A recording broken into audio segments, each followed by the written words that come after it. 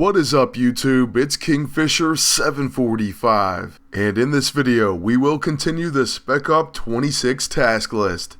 Now I do apologize for the slight delay, but we will get caught up today and tomorrow. That I'm pretty sure of. The weekends are often busy, and yesterday I actually had to work on repairing my PC, but everything seems to be running fine today. So that's really all that matters. In the last video we left off with the research, and so in this one we'll pick up right when it's completed. As a reward you'll actually receive a portable arc reactor, and you can also find them in the store. So for anyone looking to upgrade their armory, now's the perfect time. Also, you'll want to make sure you save one for the next task. For number 7, we have to use the portable arc reactor in combat. Simply go into any battle where you can use an item, and once there you can pull out the arc reactor. As soon as you use a single one of these items, then you're done. For me, I went into Spec Ops 26 Mission 2 and used it in a battle against a few Ultron Sentries. So here we are fighting 2 waves of 2, and that's going to give us plenty of time to use that item.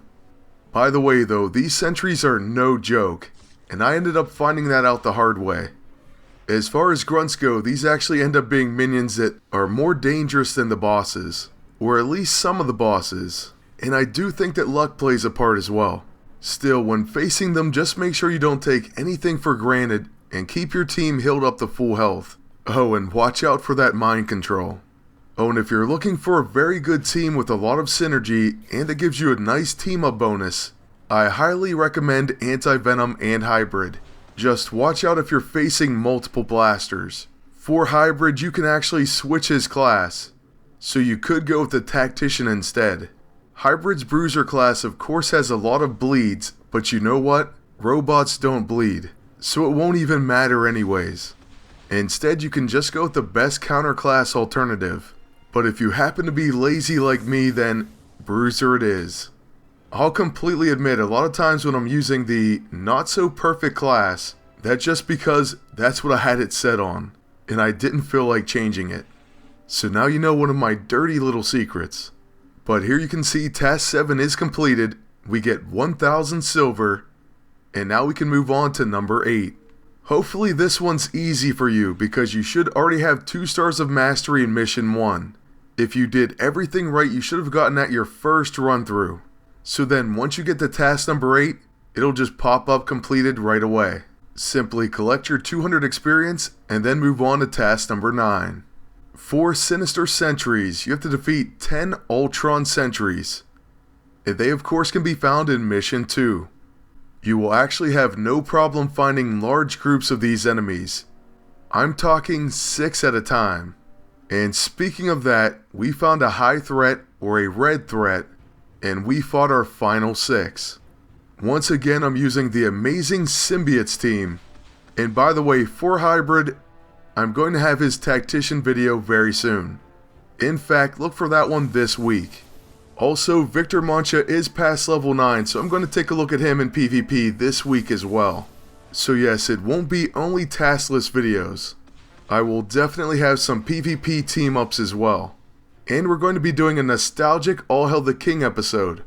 That one's going to be focused on the Vigilante Toolkit. So just make sure to keep checking back, and I promise you a variety of videos this week. Tomorrow I think we're actually going to have part 3 and part 4 of the task list. So that way we should get caught up with the final research. That one of course will take 36 hours. And it does hold up our Spec Ops 26 completion just a little bit. I guess that's the whole purpose for the research task. And I don't mind it too much. But I am having a problem getting the components. Depending on your luck, that can be yet another thing that holds you up. And that, I'm not a huge fan of. Don't get me wrong, I love the fact that you can use them the complete pieces of the set that you may not have gotten otherwise. But as far as being involved in a task, it can end up being another unstable Iso-8 sync. Or sometimes, just so you don't fall behind, you may have to spend 3 gold to pick one up. I guess my basic strategy going forward is I'm going to do all the deploys, and that should help out with my mission score as well as picking up components. Or whatever the item may be in the future. That's something you may want to consider doing yourself if you haven't already done so. But as far as this task, we are coming to our conclusion. And believe it or not, we're getting pretty close to the end of part 2. So let's go ahead and get our ending score, and then we'll see what we get for completing this task. Alright, it looks like we're going to get 100 experience. But the real reward is moving on to task number 10. Our first PvP task. For this one you have to fight 5 PvP battles. Now you only have to fight them, you don't have to win. So you could even put in a very weak team and just try to lose as fast as you can. My strategy for this is to put in a fast win team. And then even if you lose, it doesn't matter, it still counts. So we're going to be using Hawkeye and Chase Stein. And by the way, I will have a Chase Stein video with this team up, as well as a few others. So I mentioned these on the podcast a few weeks ago, but for that All Hail the King video, I chose different teams. It wasn't that they were necessarily better, I just wanted to show off different teams in different videos.